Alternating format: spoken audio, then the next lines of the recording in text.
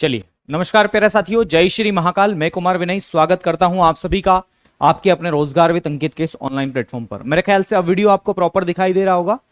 कुछ technical issue था, उस इशू को हमने दूर कर लिया है और मेरे ख्याल से आपको सब कुछ बातें स्पष्ट होगी, है ना। चलिए, एक बार कमेंट करके बताएंगे। हमारे साथ बहुत सारे साथी जुड़ चुके हैं, रिंकी शर्मा और ये सब। मुझे बता, लास्ट टाइम मैंने क्या पढ़ाया था आपको।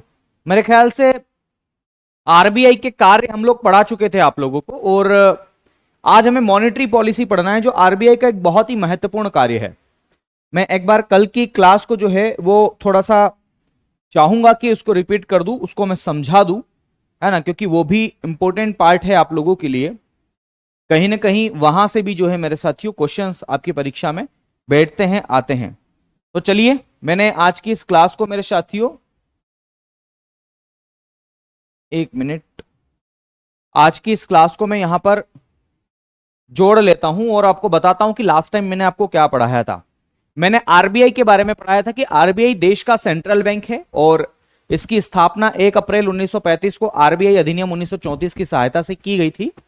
और इसकी जो सिफारिशें हैं वो रॉयल कमीशन ने या शाही आयोग ने या यंग हिल्टन कमीशन ने की थी। और इसका जो हेडक्वार्टर है वो 1937 तक, इसकी स्थापना से लगा करके इसका हेडक्वार्टर 1937 तक कहां था, कलकत्ता में था। और उसके बाद में वह मुंबई में ट्रांसफर कर दिया गया, जो कि मेरे साथियों ध्यान रखिएगा। हाँ जी, प्रकार समझाऊंगा, डोंट वरी। मुंबई है और इसकी जमा पूंजी कैपिटल कितने के साथ में इसकी शुरुआत की थी, 5 करोड़। राष्ट्रीयकरण 1 जनवरी 1949। गवर्नर पहले sir Osborne Smith, second James Taylor और तीसरे सीडी देशमुख आरबीआई के पहले भारतीय गवर्नर थे। और आरबीआई का राष्ट्रीयकरण के समय पर किया गया था। यहां तक कि पहली बार देश में नोटबंदी भी इन्हीं के काल में हुई थी, मतलब ये उसी समय गवर्नर थे तब नोटबंदी की गई थी, ठीक है। और 25वें गवर्नर कौन है, तो 2018 से शक्तिकांत दास है। यह भी याद रखना, क्योंकि यहां से भी परीक्षा में प्रश्न पूछे जाते हैं।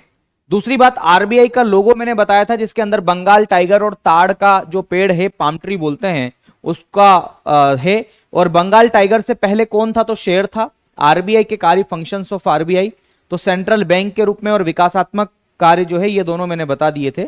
मैंने बताया था नोट जारी करना, 1 रुपये का नोट और 1 रुपये का सिक्का जो है ये जारी नहीं करते। बाकी जितने भी नोट है वो सारे इशू करने की अथॉरिटी जो है वो आरबीआई के पास में, और एकमात्र संस्था है जो नोट जारी करती है। तो ये बात भी आपको ध्यान रखना है।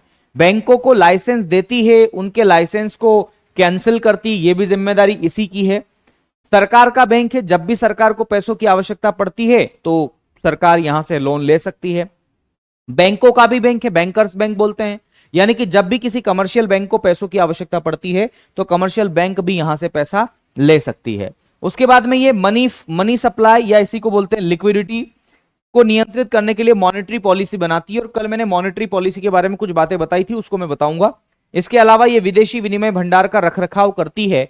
जो हमारी विदेशी मुद्राएं हैं, हमारे सरकार का जो गुल्लक है या हमारे देश का जो गुल्लक है, गुल्लक को बोलते, गुल्लक ही बोलते हैं ना उसको, जिसके अंदर विदेशी मुद्राएं हैं, जैसे डॉलर, यूरो, पाउंड, है ना, ये सारी की सारी, जापानी येन, ये सारी की सारी जो विदेशी मुद्राएं हैं, उन मुद्राओं को ये रखती, उनका रखरखाव करती। क्यों रखती है, आखिर उन विदेशी मुद्राओं की आवश्यकता क्या है, तो उनकी आवश्यकता इसलिए है, ध्यान रखिएगा, उनकी आवश्यकता इसलिए है ताकि हम क्या कर सके, हम मार्केट से, है ना, दूसरे देशों से कोई चीज सामान मंगवा सके। क्योंकि जब हम अमेरिका से मंगवाएंगे तो उसको डॉलर ही चाहिए, जब हम जापान से मंगवाएंगे तो उसको ये नहीं चाहिए। ये बात ध्यान रखना। सर राष्ट्रीयकरण क्या होता है, अंकित कुमार बताऊंगा। राष्ट्रीयकरण का मतलब होता है राष्ट्र को समर्पित कर देना या सरकार की हिस्सेदारी को 51% तक ले जाना, राष्ट्रीयकरण कहलाता है, ठीक है। यह बात ध्यान रखिएगा, बहुत बढ़िया।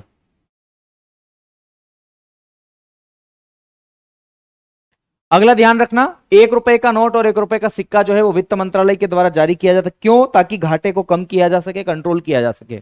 ये सरकार के घाटे की बात हो रही है। न्यूनतम आरक्षित अनुपात प्रणाली आरबीआई ने 1956 में अपनाई और इसी के तहत ये नए नोट को जारी करता है। और 200 करोड़ रुपए वर्तमान में है, 115 रुपए का गोल्ड और 85 करोड़ रुपए कैश में या विदेशी मुद्रा में या प्रतिभूति के रूप में हो सकते हैं, ठीक है। चलिए, ओके। फिर अगली बात, अन्य बैंकों का विनियमन ये रेगुलेशंस करती है। उसके लिए सरकार ने, या हम कहें देश की संसद ने, बैंकिंग रेगुलेशन एक्ट 49 भी पारित किया है। ये सब बातें हैं। ये 1 रुपए के नोट पर वित्त मंत्रालय के हस्ताक्षर है, ये भी मैंने बताया था। और मौद्रिक नीति का निर्माण कौन करता है? तो इसका फॉर्मेशन देश की केंद्रीय बैंक करती है। ये द्विमासिक होती है, हर 2 महीने में करती है। और इसका उद्देश्य क्या होता है? तो लिक्विडिटी को कंट्रोल करना। अगर पैसा की मात्रा मार्केट में ज्यादा हो गई है तो उसको करना है ना। ये अब हम इसके प्रकार आज देख रहे थे, तो कल करेंगे, तो कल आज आ गया है। तो इसके 2 प्रकार है। ये 2 प्रकार कौन कौन से, जरा वो देख लो, है ना। इसके प्रकार कितने हैं? तो 2 प्रकार है। मैं अगला पेज ले लूं, है ना। आइए,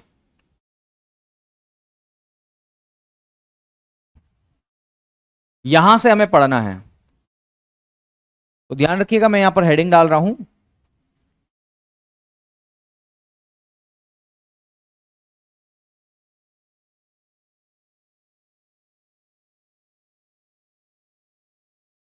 मौद्रिक नीति के प्रकार।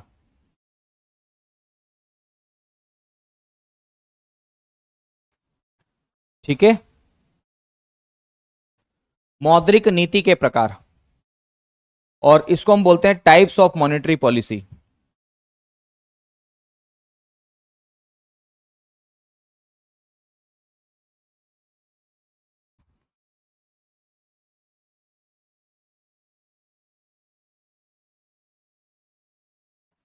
Types of monetary policy.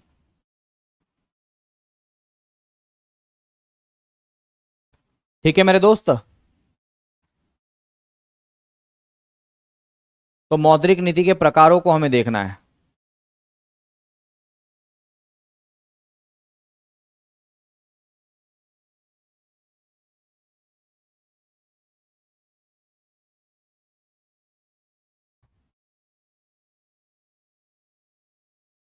Types of monetary policy कितने प्रकार की होती है मौद्रिक नीति? तो ध्यान रखिएगा, मॉनेटरी पॉलिसी हर 2 महीने में बनाई जाती है, और ये लिक्विडिटी को कंट्रोल करती है। अगर मान लो देश के अंदर, ध्यान रखना इसका उद्देश्य क्या है, पहले वो समझ लो तो उससे ज्यादा समझ में आएगा। ये लिक्विडिटी को कंट्रोल करती है, इसका उद्देश्य क्या है? अगर मैं यहां पर इसका ऑब्जेक्टिव लिखूंगा तो शायद इससे आपको और अच्छे से समझ में आ जाएगा कि इसके कितने प्रकार होते हैं। अगर इसके उद्देश्य की मैं बात करूं, इसके ऑब्जेक्टिव की अगर मैं बात करूं कि इसके ऑब्जेक्टिव कितने हैं, तो ध्यान रखिएगा इसका जो मेन ऑब्जेक्टिव है, वो ऑब्जेक्टिव क्या है? वो ऑब्जेक्टिव ये है मेरे साथियों कि मॉनेटरी तरलता को कम करना या तरलता को नियंत्रित करना। तरलता, या इसी को बोलते हैं लिक्विडिटी। लिक्विडिटी, या इसी को आसान भाषा में बोलते हैं मुद्रा प्रवाह। मनी सप्लाई बोलते हैं इसको अंग्रेजी में। क्या बोलते हैं मेरे साथियों? मनी सप्लाई, या सप्लाई ऑफ मनी भी आप इसे कह देते हैं। मनी सप्लाई, मनी सप्लाई को समायोजित करना या नियंत्रित करना, ऐसा लिख लो, को नियंत्रित करना।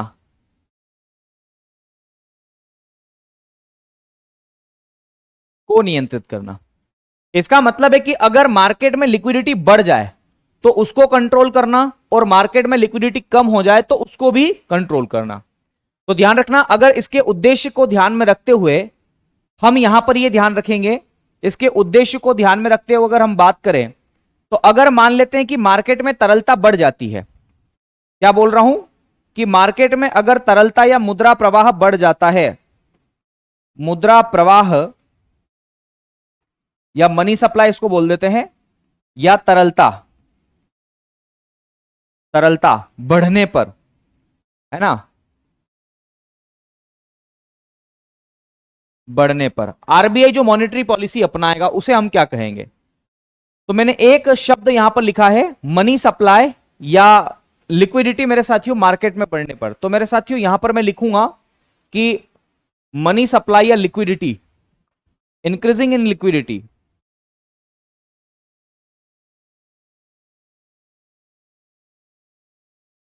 Increasing the liquidity.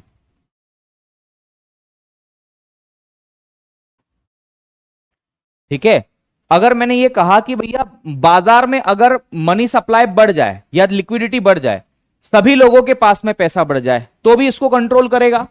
ध्यान रखना, और दूसरी बात, अगर मार्केट में पैसा कम हो जाए, भैया उद्देश्य तो यह भी है, तो मैं यहां पर लिख रहा हूं मेरे साथियों, तरलता या मुद्रा प्रवाह कम होने पर, तरलता इसी को बोलते हैं लिक्विडिटी, एल मैं लिख देता हूं शॉर्ट फॉर्म में, या मुद्रा प्रवाह मनी सप्लाई, मुद्रा प्रवाह कम होने पर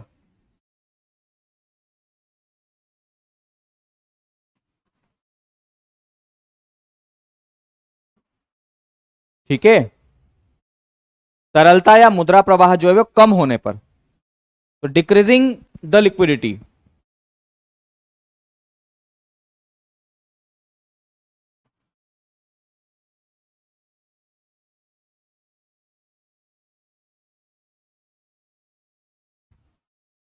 ठीक है, डिक्रीजिंग द लिक्विडिटी। इन दोनों की कंडीशन में क्या होगा, देखो मॉनेटरी पॉलिसी का उद्देश्य है लिक्विडिटी को कंट्रोल करना। अगर बाजार में बहुत ज्यादा लिक्विडिटी बढ़ जाती है, ध्यान रखिएगा, तो आरबीआई कौन सी मॉनेटरी पॉलिसी अपनाएगा? अगर मार्केट में लिक्विडिटी ज्यादा हो जाएगी तो आरबीआई थोड़े से कठोर रवैया अपनाएगा, इसीलिए इसे हम कहते हैं कठोर मौद्रिक नीति। क्या बोलते हैं? कठोर मौद्रिक नीति। अगर मान लो घर की लड़की अगर बहुत तेज चलने लगे, बाजार में ज्यादा घूमने लगे, है ना, और ध्यान रखना विशेष प्रकार की हरकत करने लगे, तो उस पर हम क्या करेंगे? बंदिशें लगाएंगे, है ना, तो उसको हम बोलते हैं कठोर मौद्रिक नीति। भैया कंट्रोल में रखेंगे उसको। तो भैया यहां पर जो मॉनेटरी पॉलिसी अपनाई जाएगी उसे हम लोग किस नाम से जानते हैं? तो उसे हम लोग जानते हैं मेरे साथियों टाइड मॉनेटरी पॉलिसी। अगर बाजार में लिक्विडिटी ज्यादा है तो इस लिक्विडिटी को कम करने के लिए हम लोग क्या करेंगे? तो टाइड मॉनेटरी पॉलिसी को अपनाएंगे। Tight monetary policy, tight monetary policy, ध्यान रखना, लिक्विडिटी अगर मार्केट में ज्यादा है, सब लोगों के पास में पैसा ज्यादा है, तो सब लोगों के पास में अगर पैसा ज्यादा होगा तो आरबीआई इस मॉनेटरी पॉलिसी के अंतर्गत कौन सी पॉलिसी अपनाएगा? तो कठोर मौद्रिक नीति अपनाएगा। कौन सी पॉलिसी अपनाएगा? कठोर मौद्रिक नीति अपनाएगा, टाइड मॉनेटरी पॉलिसी अपनाएगा। वहीं पर अगर बात करें कि मार्केट में लिक्विडिटी कम है, लोगों के पास में पैसा कम है, मंदी की स्थिति है, डिप्रेशन की स्थिति है, तो ऐसी कंडीशन में जो रिजर्व बैंक ऑफ इंडिया है वो कौन सी मॉनेटरी पॉलिसी को अपनाएगा? तो इसी को हम बोलते हैं सस्ती मौद्रिक नीति। कठोर होती है एक, और दूसरी क्या होती है? सस्ती मौद्रिक नीति, या इसी के और भी नाम है मेरे साथियों, इसी को सरल मौद्रिक नीति भी कहते हैं। ध्यान रखना, मैं अभी नाम भी बताऊंगा इसको, इसके और कौन कौन से नाम है। तो पहला नाम तो याद रखना सस्ती मॉनेटरी पॉलिसी। वहां टाइट था, यहां पर क्या होगा? इजी। क्या बोलते हैं इसको? Easy monetary policy. Easy monetary policy आप इसे कहते हैं। तो मेरे दोस्त ध्यान रखना, इसे सस्ती मौद्रिक नीति कहते हैं या इजी मॉनेटरी पॉलिसी भी आप कहते हैं। इसके अन्य नाम कौन कौन से जरा वो समझ लो, इसके अन्य नाम कौन कौन से हैं। तो मैं यहां पर लिखता हूं अन्य नाम, अदर्स नेम। इसको और किन किन नामों से जाना जाता है? तो इसे मेरे साथियों सरल मौद्रिक नीति के नाम से भी जाना जाता है। क्या बोलते हैं इसको? सरल मौद्रिक नीति। और इसी को अंग्रेजी में इजी मॉनेटरी पॉलिसी कह देते हैं, एक ही बात है, या इसी को सस्ती भी बोल देते हैं। इसको एक और नाम दिया जाता है जिसको हम बोलते हैं मेरे साथियों विस्तारित मौद्रिक नीति, एक्सपांशनरी, विस्तारित मौद्रिक नीति, विस्तारित मौद्रिक नीति आप इसे कहते हैं। अंग्रेजी में इसको बोलते हैं एक्सपांशनरी मॉनेटरी पॉलिसी। ठीक है, क्या बोलते हैं मेरे साथियों? एक्सपांशनरी। मैं लिख देता हूं expansionary, expansionary monetary policy, expansionary monetary policy आप इसे कह देते हैं। ठीक है, तो ये किसके प्रकार है? ये सस्ती मौद्रिक नीति के ही अन्य नाम हैं। वैसे ही कठोर मौद्रिक नीति के भी कुछ नाम हैं, तो ध्यान रखिएगा। इसको, इसका एक नाम मुझे जो ध्यान में आ रहा है उसे हम बोलते हैं संकुचित मौद्रिक नीति। संकुचित, कंप्रेस्ड मॉनेटरी पॉलिसी, संकुचित मौद्रिक नीति, संकुचित मौद्रिक नीति आप इसे कहते हैं, और इसे अंग्रेजी में बोलते हैं कंप्रेस्ड,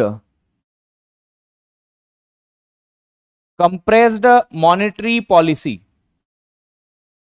क्या बोलते हैं इसको? कंप्रेस्ड मॉनेटरी पॉलिसी कहते हैं।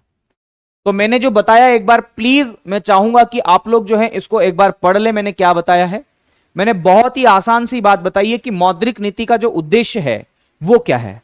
तो मॉनेटरी पॉलिसी आरबीआई इसलिए बनाती है कि आरबीआई, मान लो आप खुद आरबीआई हो, आप खुद रिजर्व बैंक ऑफ इंडिया हो, तो आप मॉनेटरी पॉलिसी इसलिए बना रहे हो क्योंकि आपको डर लग रहा है कहीं ऐसा ना हो कि बाजार में हर व्यक्ति के पास में पैसा ही पैसा हो जाए, और ऐसा भी ना हो कि मार्केट में पैसा हो ही नहीं। तो इस चीज को कंट्रोल करने के लिए, इस चीज को एडजस्ट करने के लिए आपकी जिम्मेदारी है और आप मॉनेटरी पॉलिसी बनाते हो।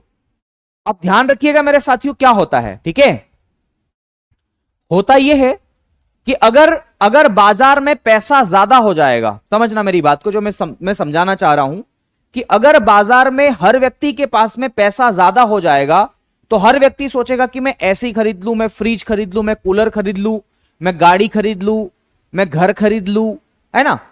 और अगर हर व्यक्ति के पास में पैसा ऐसा होगा, हर व्यक्ति के पास में मेरे साथियों अगर पैसा इतना सारा होगा तो मेरे ख्याल से डिमांड बढ़ जाएगी, और डिमांड बढ़ने की वजह से सप्लाई क्या हो जाएगी, कम हो जाएगी, इसकी वजह से कीमतें बढ़ जाएगी।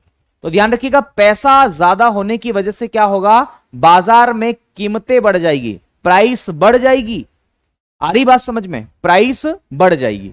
और जैसे कि मैंने आपको एक बताया था, एक एग्जांपल के लिए मैंने आपको बताया था कि अगर घर का लड़का या लड़की कोई भी हो, अगर आप उसे खुली छूट दे देते हो, जैसे मान लो आपके घर में आपके भाई को खुली छूट मिली हुई है और आपका भाई वो तमाम हरकतें करने लगता है ना, जो मतलब अच्छी बात नहीं है घर के लिए, घर परिवार की मान मर्यादा के लिए। मान लो गया है, वो बाहर जाता है, वो खुली छूट दे दी उसको, शराब वराब का सेवन करके वो घर पर आता है, बीड़ी सिगरेट तो उसके हाथ में ही रहती है, जेब में माचिस वाचिस मिल जाती है ना, गुटखा, विमल गुटखा, पान, शराब, इनकी आदत बड़ी खराब है, सब वो करने लग गया है ना, और गलत संगति में आने लग गया है वो। अगर ऐसा होगा तो आपके पेरेंट्स क्या करेंगे, आप क्या करोगे? अगर आपका भाई ऐसा कर रहा है तो आप ये करोगे कि उस पर अंकुश लगाओगे, उस पर कठोर रवैया करोगे, यही करते हैं ना। उसको घर से बाहर निकलने पर बंदिशें लगाओगे कि नहीं रे भाई, तू रात को 6 बजे आ जाएगा, शाम को बस बात खत्म, है ना, ये बात ध्यान रखना। तो अगर इस प्रकार से कोई व्यक्ति अगर हरकतें करता है तो उस पर कठोर निर्णय लिए जाते हैं। वैसे ही आरबीआई भी, जब बाजार में मुद्रास्फीति बढ़ जाती है, जब महंगाई बढ़ जाती है, क्योंकि वस्तुओं की कीमतें ज्यादा हो जाना इसका मतलब महंगाई होना, तो अगर महंगाई हो जाती है तो ध्यान रखिएगा उस महंगाई को कम करने के लिए क्या करता है आरबीआई, कठोर मौद्रिक नीति अपनाता है और उसे कंट्रोल करने की कोशिश करता है, मतलब कंप्रेस्ड करता है। कंप्रेस्ड करना मतलब उसे क्या करना, बिल्कुल, है ना, छूट देने से रोकना, उसको हम कहते हैं। तो इसे कहते हैं कठोर मौद्रिक नीति। वहीं पर अगर कई पेरेंट्स को यह भी दिक्कतें होती है, पता है आपको, कि यार मेरा बेटा तो बाहर घूमता ही नहीं है, किसी से दोस्ती ही नहीं है। अभी मेरे पास में करीबन 15-20 दिन पहले एक कॉल आता है और वो हॉस्टल वार्डन है, और कॉल ये आता है, मतलब महिला वार्डन है वो, उनका कॉल आता है कि मेरी बेटी भी नहीं, कहीं बाहर कोई जॉब वॉब हो तो उसको करवा दो। तो ध्यान रखिएगा, मैं मतलब उन्होंने कहा कि मेरी बेटी जो है उसको कहीं जॉब वॉब हो तो करवाओ। तो मैंने कहा मैम आपको क्या आवश्यकता है जॉब वॉब करवाने की, है ना, आप बढ़िया कमाते हैं, आपके पति जो हैं, अंकल जी या सर हम कहें, वो भी बढ़िया अच्छा कमाते हैं। तो वो बताते कि नहीं यार इसकी किसी से दोस्ती नहीं है। तो मैंने कहा किसी से दोस्ती नहीं, इसका मतलब क्या? तो बोले इसका मतलब ये कि ये घर के अंदर ही रहती है, न किसी से बातचीत करती है, न इसकी कोई महिला मित्र है, न ही इसका कोई पुरुष मित्र है। तो उनको बड़ा टेंशन हो रहा है इस बात का कि अगर ये ऐसा ही रहा तो ये तो इंट्रोवर्ट हो जाएगी। इंट्रोवर्ट का मतलब है अंतर्मुखी।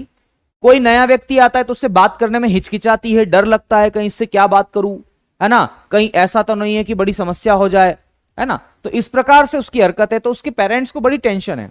वो चाहते हैं कि ये बाहर कम से कम काम करेगी कुछ ना कुछ थोड़ा बहुत, तो दोस्ती बढ़ेगी इसी बहाने, और जब दोस्ती बढ़ेगी तो ये उनके साथ में पार्टी वार्टीज करेगी। पार्टी वार्टीज का मतलब यहां पर ये कि उनके साथ घुलेगी मिलेगी, और जब घुलेगी मिलेगी तो एक्सट्रोवर्ट बनेगी, हर व्यक्ति से आसानी से बात करने में घबराएगी नहीं, है ना। तो इस प्रकार ये सब चीजें होती है। तो अगर ऐसा है कि मार्केट में पैसा ही नहीं है, लोगों के पास में पैसा ही नहीं है, लोग डिमांड ही नहीं करेंगे, और अगर डिमांड नहीं करेंगे तो मार्केट में ऑलरेडी सप्लाई ज्यादा रहेगी, पैसा ही नहीं है, तो क्या होगा? तो ध्यान रखिएगा उसकी वजह से मार्केट में जो है मंदी की स्थिति आएगी। मैं आपको बता चुका हूं ये सब क्या होता है।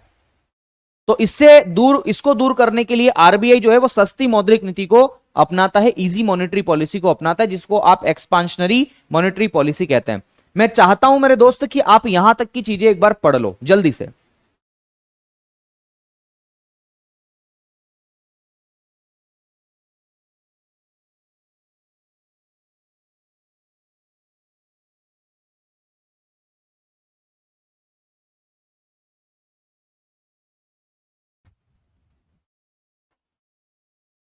ठीक है मेरे दोस्त, पढ़ लिया?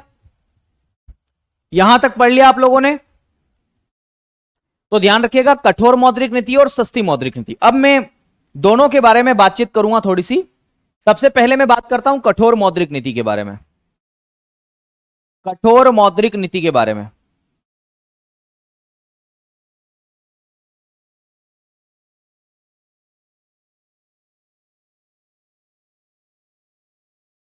कठोर मौद्रिक नीति, कठोर मौद्रिक नीति। और कठोर मौद्रिक नीति को हम अंग्रेजी में किस नाम से जानते हैं? तो टाइड मॉनेटरी पॉलिसी।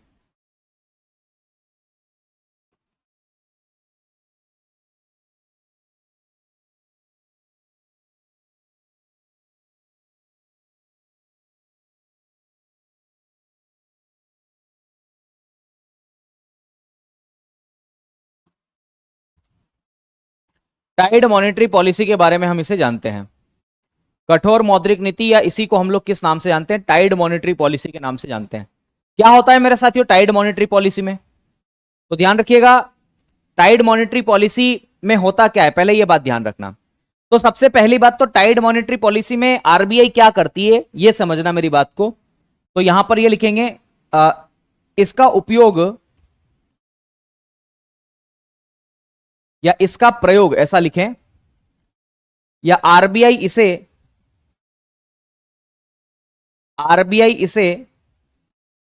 मुद्रास्फीति से निपटने के लिए अपनाती है।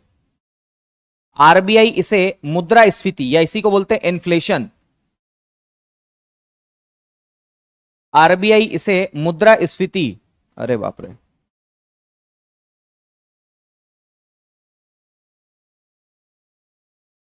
आरबीआई इसे मुद्रास्फीति, इसको बोलते हैं इन्फ्लेशन, महंगाई, इन्फ्लेशन इसी को बोलते हैं आसान भाषा में महंगाई। ठीक है। ये कह रहे हैं एक कप चाय हमें भी, अरे मुझे ही बड़ी मुश्किल से नसीब हुई है बहना। तो आरबीआई इसे मुद्रास्फीति या महंगाई, महंगाई से निपटने के लिए अपनाता है।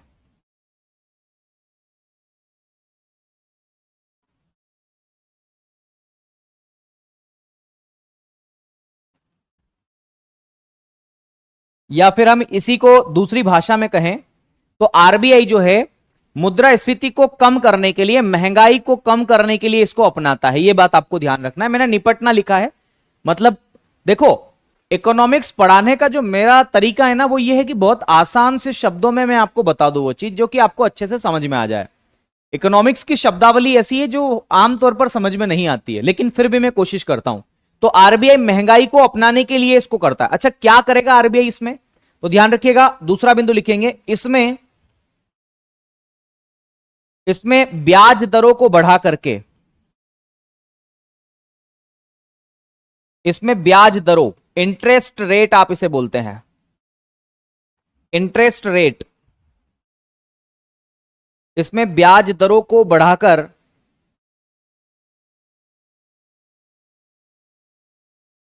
इसमें ब्याज दरों को बढ़ाकर तरलता, या इसी को बोलते हैं मुद्रा प्रवाह, मनी सप्लाई, क्या बोलते हैं इसको? तो इसमें ब्याज दरों को बढ़ाकर तरलता या मुद्रा प्रवाह को कम किया जाता है।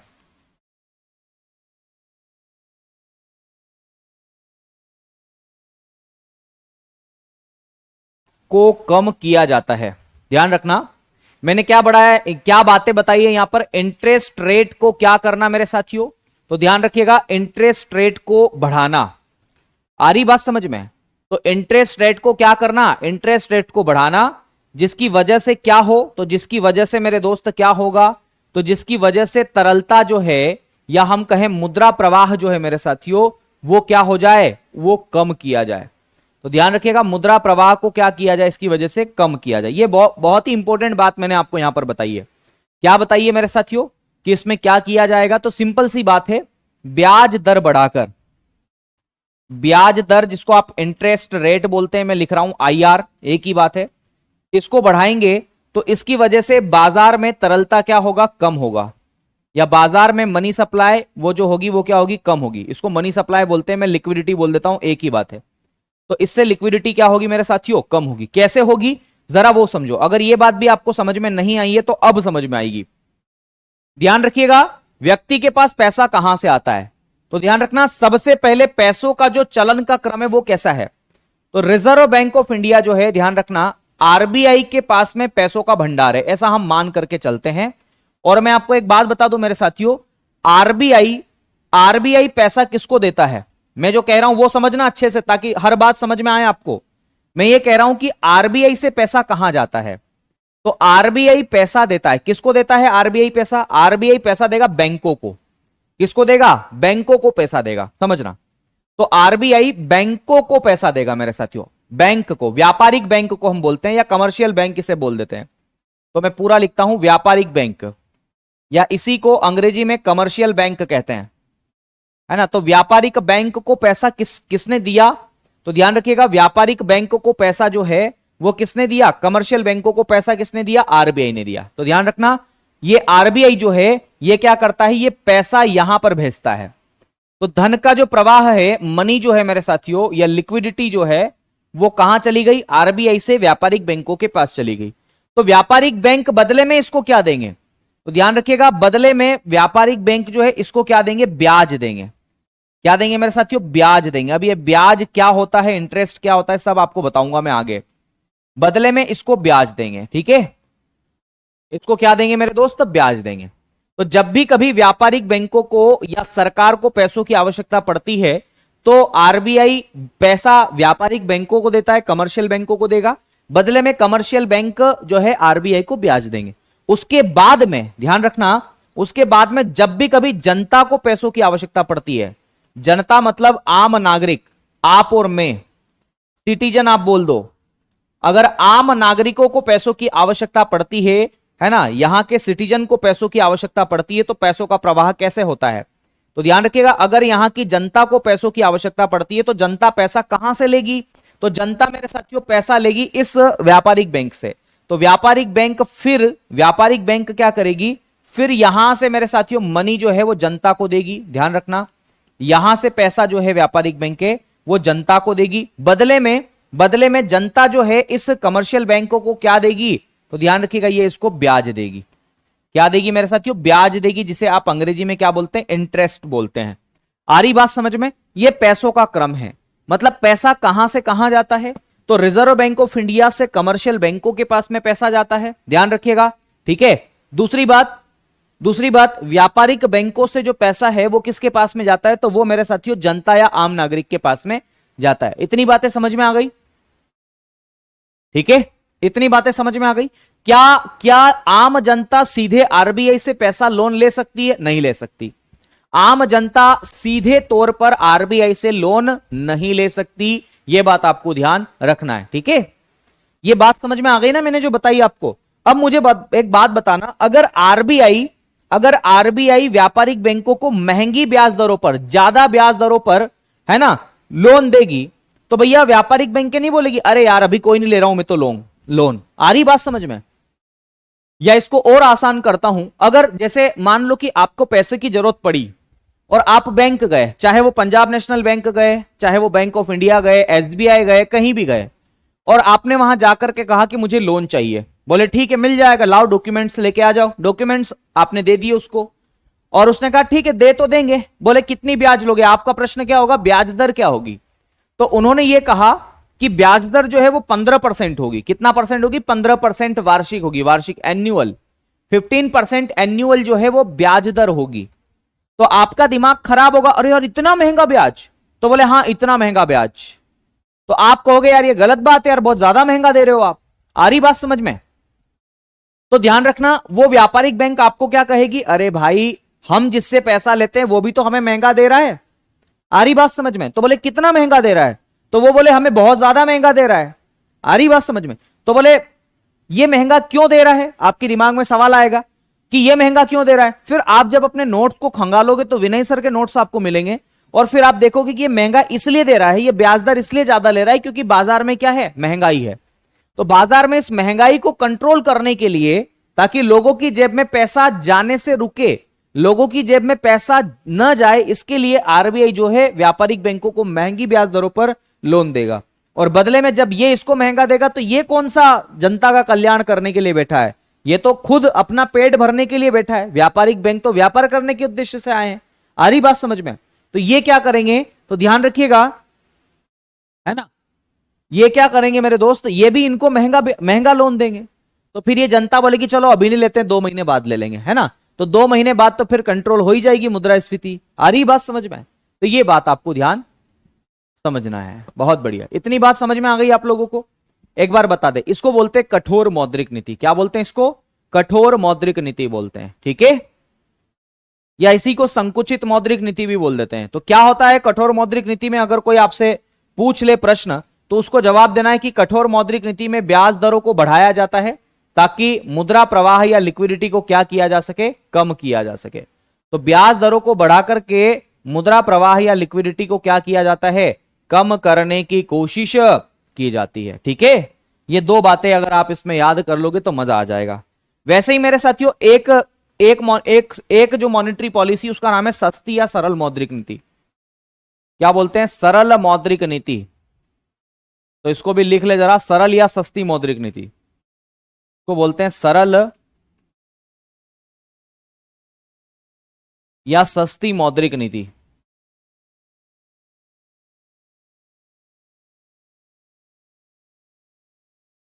सरल या सस्ती मौद्रिक नीति, ठीक है। और इसके लिए जो हमारे पास में अंग्रेजी शब्द है वो क्या है? तो आप सबको पता है कि इसको अंग्रेजी में हम इजी मॉनेटरी पॉलिसी के नाम से जानते हैं।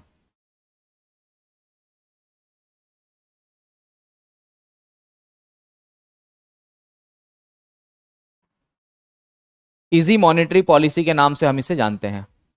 इजी का मतलब होता है सरल, है ना। तो सरल या सस्ती मौद्रिक नीति आप इसे कह देते हैं। इसमें क्या होता है, ये कब अपनाई जाती है? तो मेरे साथियों, ये मंदी की स्थिति में आरबीआई अपनाती है। तो पहली बात इसमें मैं लिखूंगा कि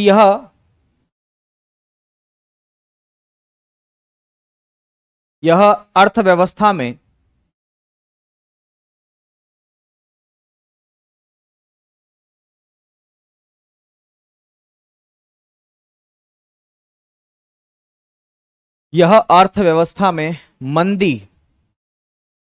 मंदी को हम बोलते हैं डिप्रेशन। यह अर्थव्यवस्था में मंदी या डिप्रेशन को दूर करने के लिए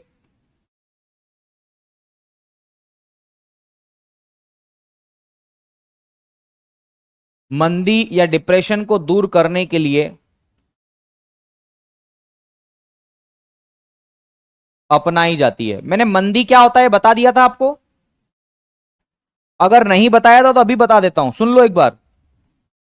मंदी क्या होता है? मंदी का मतलब डिप्रेशन होता है। हालांकि इसे रिसेशन शब्द भी कह देते हैं, ये टेक्निकल अंतर है, लेकिन आपकी परीक्षा के लिहाज से केवल इतना ही जरूरी है, ठीक है। ये बात ध्यान रखना। चलिए, तो मैं ये कह रहा हूं मेरे साथियों कि सस्ती या सरल मौद्रिक नीति जो है वो इकोनॉमी में मंदी की स्थिति को दूर करने के लिए अपनाई जाती। क्या होता है इसमें, मंदी में क्या होता है? तो मंदी की स्थिति में मेरे साथियों बाजार में वस्तुओं की जो मात्रा है, या ऐसा लिखें वस्तुओं की जो हम कहें, ऐसा समझ लो, वस्तु और सेवा की जो डिमांड है मेरे साथियों वो बहुत कम होती है। मंदी की स्थिति में जो है वस्तुओं की डिमांड बहुत कम होती है, लेकिन इसकी सप्लाई जो है वो बहुत ज्यादा है। तो इसकी वजह से प्राइस जो है वो क्या हो जाती है, कम हो जाती है। तो मंदी की स्थिति में कीमतें बहुत ज्यादा कम हो जाती है, ठीक है, लेकिन डिमांड बहुत कम रहती थी। इस डिमांड को बढ़ाने के लिए, भैया लोगों की जेब में पैसा ही नहीं है, इसलिए लोग डिमांड नहीं कर रहे हैं। तो इस डिमांड को बढ़ाने के लिए, इस मंदी की स्थिति को दूर करने के लिए आरबीआई क्या करता है, सस्ती मौद्रिक नीति को अपनाता है। तो इसमें वो क्या करेगा, तो आपको सबको पता है कि डिमांड बढ़ाने के लिए आरबीआई क्या करेगा, सस्ता से सस्ता लोन देगा व्यापारिक बैंकों को, ताकि व्यापारिक बैंकें भी सस्ता से सस्ता लोन जनता को दे। इसका मतलब है ब्याज दरों को कम करेगा। भैया डिमांड बढ़ाने के लिए क्या करेगा, ब्याज दर जो है, जिसे आप इंटरेस्ट रेट कहते हैं, इसको कम करेगा। और इसको कम करेगा तो इसकी वजह से मार्केट में क्या हो जाएगी, लिक्विडिटी बढ़ जाएगी। मुझे एक बात बताओ, अगर मैं आपसे कहूं कि भैया मैं सस्ता लोन दे रहा हूं, पूरे साल में केवल और केवल 4% या 5% ही जो है, ध्यान रखिएगा, पूरे साल में 4% या 5% ही जो है मैं आपसे ब्याज लूंगा, तो सब लोग मेरे पास में आ जाएंगे, अरे सर मेरे को भी दे दो, बहुत पैसों की आवश्यकता, सर कड़की चल रही है, सर आपकी कसम दे दो दे दो दे दो। आ रही बात समझ में? तो ये बात ध्यान रखना है। तो सस्ती मौद्रिक नीति में क्या होता है, मैं एक बार यहां पर भी लिख देता हूं मेरे साथियों। तो लिखता हूं, इसमें ब्याज दरों को कम करके, इसमें ब्याज दरों को कम करके, इंटरेस्ट रेट को कम करके, इसमें ब्याज दरों को कम करके, इसमें ब्याज दरों को कम करके तरलता को बढ़ाने का प्रयास किया जाता है।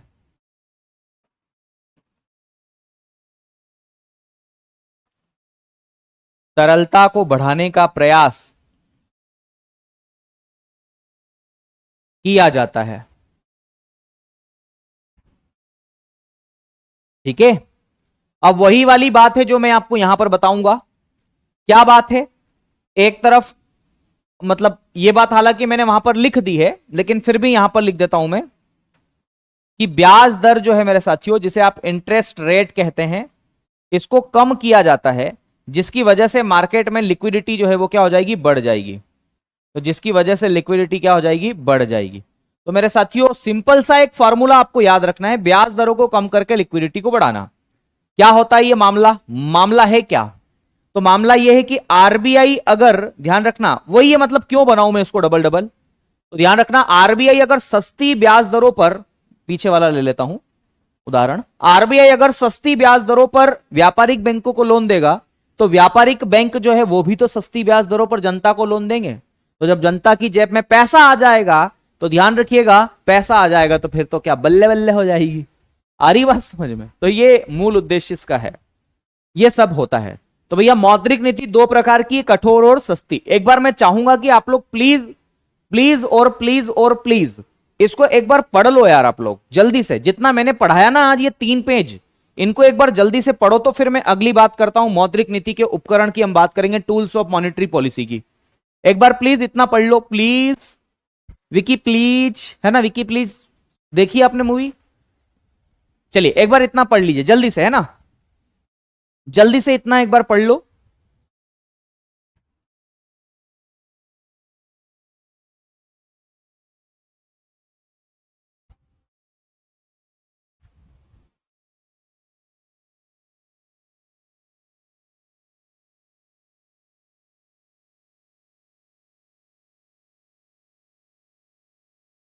एक बार प्लीज पढ़ लीजिए और मुझे कमेंट करके बताइएगा कि हाँ सर हमने पढ़ लिया है, हम लोग आगे कंटिन्यू कर सकते हैं।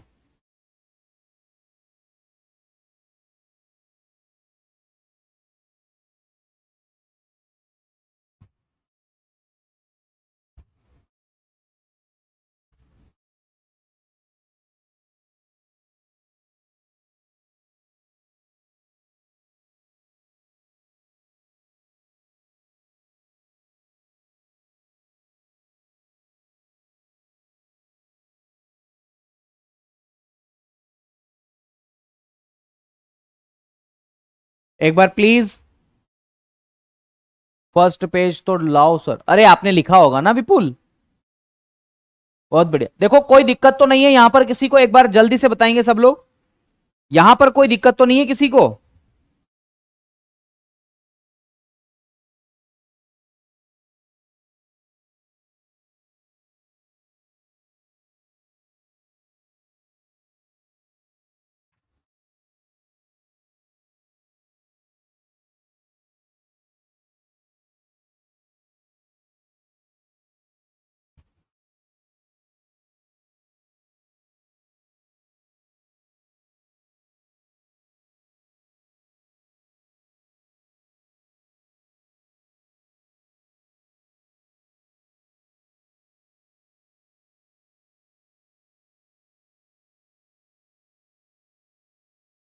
बहुत बढ़िया। आईआर का मतलब क्या है रोहित? आईआर का मतलब होता है interest rate. Sir please Lal colour का यूज नहीं कीजिए। दिक्कत देता है क्या लाल कलर? ओके, चलिए आइए अगली बात करते हैं मेरे साथियों। अब हम बात करेंगे टूल्स ऑफ मॉनेटरी पॉलिसी के, मौद्रिक नीति के उपकरण। मतलब किन टूल्स का उपयोग करके आरबीआई जो है वो लिक्विडिटी को कम ज्यादा करता है, आरबीआई खेलता है, कम ज्यादा करता है। ठीक है, चलिए। गणेश पूछ रहे हैं सर आप इतने मोटे कैसे हो गए? हाँ यार, शायद अब जाना पड़ेगा रनिंग वनिंग पे ना। आइए मैं हेडिंग डालता हूं मौद्रिक नीति के उपकरण।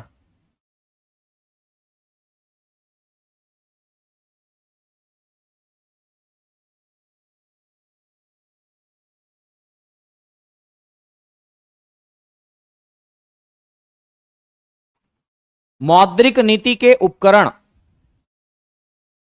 और इसको हम अंग्रेजी में क्या बोलते हैं? Tools of monetary policy. देखो यहां से बहुत इंपॉर्टेंट क्वेश्चंस आ सकते हैं आपकी परीक्षा में, क्वेश्चंस फंसते हैं यहां से। तो टूल्स ऑफ मॉनेटरी पॉलिसी,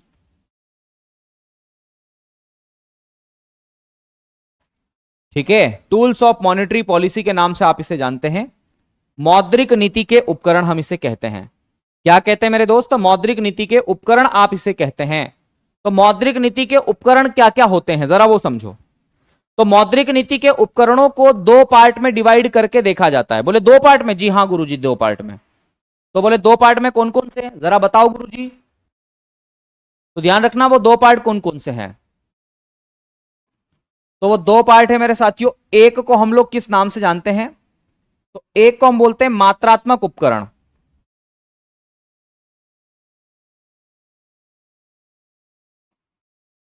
मात्रात्मक उपकरण, मात्रात्मक उपकरण। और मात्रात्मक उपकरण को जो है आप अंग्रेजी में किस नाम से जानते हैं? तो मात्रा को कम ज्यादा करना, मात्रा को बोलते हैं क्वांटिटी। क्या बोलते हैं मात्रा को? क्वांटिटी कहते हैं। तो मात्रात्मक उपकरण का मतलब है क्वांटिटेटिव टूल्स, क्वांटिटेटिव टूल्स आप इसे कहते हैं। मात्रात्मक उपकरण का मतलब है क्वांटिटी, क्वांटिटी को कम ज्यादा करना। अभी बताऊंगा मात्रात्मक में कौन कौन से आते हैं, अभी केवल इतना समझो कि मात्रात्मक उपकरण है। ठीक है, मात्रात्मक उपकरण में है। और दूसरा क्या है? दूसरा है आपका गुणात्मक उपकरण। क्या बोलते हैं? गुणात्मक, गुणात्मक उपकरण। तो दूसरा लिखिएगा मेरे दोस्त, गुणात्मक उपकरण। गुणात्मक, देखो मात्रा को बोलते हैं क्वांटिटी और गुण को क्या बोलते हैं पता है? क्वालिटी। दोनों में डिफरेंस आपको पता चल ही गया होगा, है ना? तो एक को हम लोग क्या बोलते हैं? गुणात्मक उपकरण, गुणात्मक, गुणात्मक उपकरण, गुणात्मक उपकरण। तो मेरे साथियों एक को हम कहते हैं मात्रात्मक उपकरण, यानी कि इसको क्वांटिटेटिव टूल्स कहते हैं। और दूसरे को हम बोलते हैं गुणात्मक उपकरण। गुणात्मक का होता है क्वालिटेटिव, क्वालिटी से रिलेटेड है ये, क्वालिटेटिव, क्वांटिटी, ठीक है, क्वालिटेटिव टूल्स। ठीक है, क्वालिटेटिव टूल्स आप इसे कहते हैं। दोनों ही इंपॉर्टेंट है, परीक्षा में आती है, प्रश्न पूछे जाते हैं। मात्रात्मक उपकरण में कौन कौन सी चीजों को शामिल किया जाता है? तो ध्यान रखिएगा सुखपाल जी, मात्रात्मक में क्वांटिटी को कम ज्यादा करके लिक्विडिटी को कंट्रोल किया जाता है। आरबीआई क्वांटिटी को कम करके और क्वांटिटी को बढ़ा करके, है ना, लिक्विडिटी को कंट्रोल करती है मात्रात्मक उपकरण में। इसके अंदर क्या क्या आता है? तो इसके अंदर आता है रेपो रेट। इसके अंदर क्या आता है? रेपो रेट आता है, रेपो रेट। रेपो रेट इसे हम कहते हैं, रेपो दर, रेपो रेट आप इसे कहते हैं। यह रेपो रेट इसके अंतर्गत आता है। दूसरा इसके अंतर्गत आता है मेरे दोस्त रिवर्स रेपो रेट।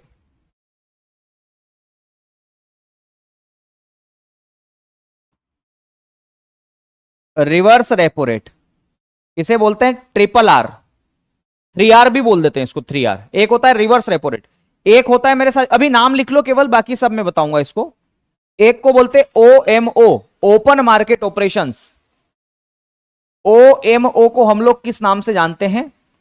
तो ओपन मार्केट ऑपरेशंस आप इसे कहते हैं। ओपन मार्केट ऑपरेशंस आप इसे कहते हैं।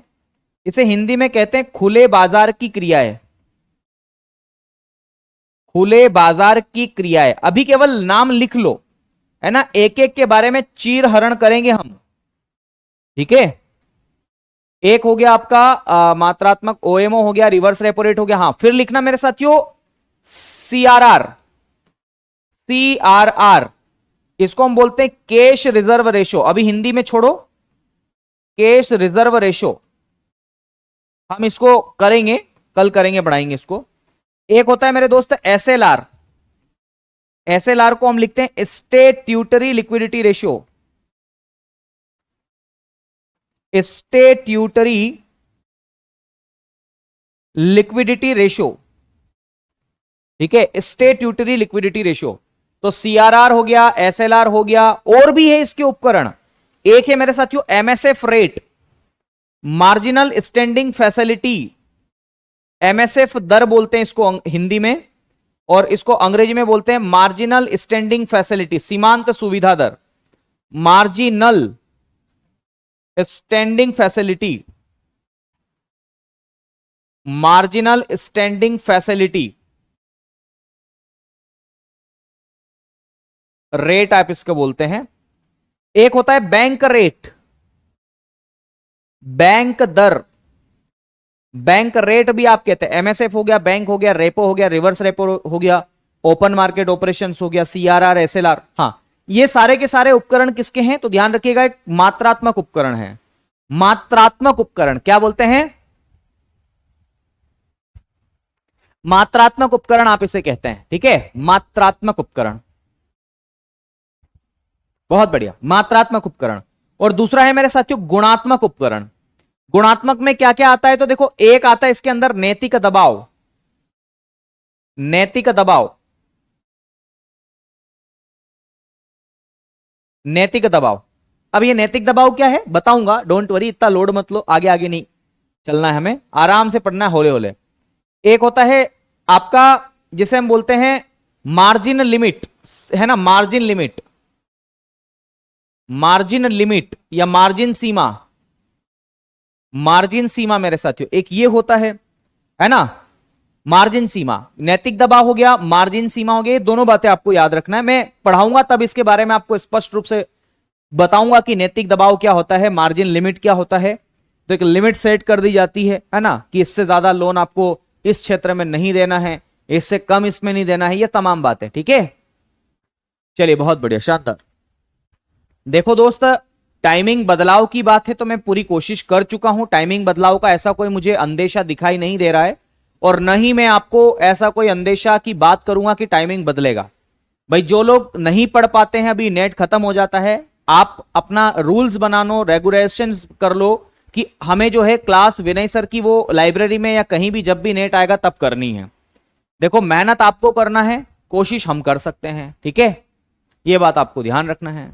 मैं तो पूरी कोशिश करता हूं कि आपको आसान से आसान भाषा में कैसे समझाया जाए, मेरी पूरी कोशिश ये रहती है, ठीक है। तो मैं तो आपको आसान भाषा में करवाऊंगा ही करवाऊंगा, तो मैं तो भैया सब बताऊंगा। अब देखो, प्रश्न क्या आ सकता है? प्रश्न यह आ सकता है कि निम्नलिखित में से कौन सा मात्रात्मक उपकरण है? तो इसमें से यह आ जाएगा। अधिकांश जो पूछा जाता है 4 ऑप्शन में से कि कौन सा इसमें से मात्रात्मक उपकरण नहीं है, और उसमें एक आता है नैतिक दबाव। तो नैतिक दबाव नहीं होता है। नैतिक दबाव को हिंदी में, अरे नैतिक दबाव हिंदी में ही है, ठीक है, मॉरल सुएशन आप इसे अंग्रेजी में कहते हैं, ठीक है, बहुत बढ़िया। तो देखो, मेरी 2 बातें आपको ध्यान रखना है। पहली बात तो ये कि अगर आपको दिक्कत आ रही है क्लास में तो आप रिकॉर्डेड क्लास देख लो, बहुत बढ़िया रहेगा, कोई अंतर नहीं आएगा, विश्वास तो करो, सबके रिप्लाई दूंगा। बस यही होगा कि आप एक दिन बाद देख पाओगे क्लास को, यही होगा ना। तो ये बात आपको ध्यान रखना है। चलिए, इतनी बातें हम लोग आज के लिए इतना ही करते हैं, बाकी कल जो है हम इससे आगे की चर्चा करेंगे। तो ये प्लीज आप पढ़ के आइएगा, मैंने ज्यादा कुछ नहीं पढ़ाया है आज की क्लास में। मैं उम्मीद करता हूं कि आपको हर एक बात अच्छे से समझ में आ रही होगी, और अगर नहीं आ रही है तो आप बेहिचक मुझे मैसेज कर सकते हैं, मुझसे बात कर सकते हैं, टेलीग्राम पर, इंस्टाग्राम पर, जहां पर भी आपको बात करनी है वहां पर आप मुझसे मिल सकते हैं, बातचीत कर सकते हैं। ठीक है, तो भैया आज की इस कक्षा में इतना ही हम करेंगे और अब आपसे मैं विदा लेना चाहूंगा। अब हम आपसे कल मिलेंगे, तो ठीक है भाई, कल आपसे हम मुलाकात करते हैं। ये पीडीएफ भी मैंने सेंड कर दी है, जल्दी हमारे जो टीम है वो इसको भी अपलोड कर देगी और आपको पीडीएफ जल्द ही ये मिल जाएगी। ठीक है, चलिए बहुत बढ़िया। अरे भाई हिंदी इंग्लिश दोनों में है, टेंशन मत लीजिएगा। तो राहुल जी, अनंत जी, है ना, सुखपाल जी, सब लोग अच्छे से पढ़ के आइएगा, जितने नाम मैंने लिए हैं, जिनके नहीं लिए हैं वो भी। प्रकाश भाई पूछ रहे हैं मोनोपोली क्या है। मोनोपोली का मतलब होता है एकाधिकार, है ना, एकाधिकार। जैसे अगर उदाहरण के लिए मैं बात करूं मोनोपोली की, तो जैसे मान लो मेरी एक दुकान है, नमकीन की मेरी दुकान है, शायद आपके यहां नमकीन फेमस हो कि नहीं हो, हमारे मालवा में बहुत ज्यादा फेमस है। या मान लो मेरे यहां साड़ी की दुकान है, मेरी वाइफ ने साड़ी की दुकान खोल रखी है और मेरी पूरी कॉलोनी में एक ही साड़ी की दुकान है, वो हमारी है। तो मेरी वाइफ जितना चार्ज करेगी साड़ी के लिए उतना देना पड़ेगा मजबूरी में। अगर मेरी वाइफ ने कह दिया कि 500 रुपए की साड़ी 1 रुपया कम नहीं करूंगी, तो भैया 1 रुपया कम नहीं हो पाएगा। और फिर बेचारा जिसको लेना है वो मजबूरी में लेगा कि चलो ले ही लेते हैं, क्यों, क्योंकि उसको मार्केट जाना पड़ेगा, नहीं तो। आ रही बात समझ में? तो ये बात आपको ध्यान रखना। बची बात पीवाईक्यू की, तो डोंट वरी, ये बैंकिंग सेक्टर कंप्लीट हो जाने दो। जितना भी मैंने पढ़ा दिया है राष्ट्रीय आय के बाद में एक आपका पीवाईक्यू सीरीज हो गया है, उसके बाद में दूसरी पीवाईक्यू सीरीज ले लूंगा। तो मुझे 2 दिन का और समय दे दो, मतलब आज क्या वार है, तो जो भी हो आज मेरे ख्याल से सैटरडे को मैं पीवाईक्यू ले लूंगा, आप टेंशन मत लो। ठीक है, बहुत बढ़िया। तो चलिए फिर आज के लिए इतना ही, शुक्रिया, धन्यवाद, जय महाकाल, राधे राधे। खूब पढ़िए, मस्त रहिए, स्वस्थ रहिए और मजेदार रहिए। ठीक है, चलिए शुक्रिया, जय हिंद, जय भारत, भारत माता की जय, भारत माता की जय।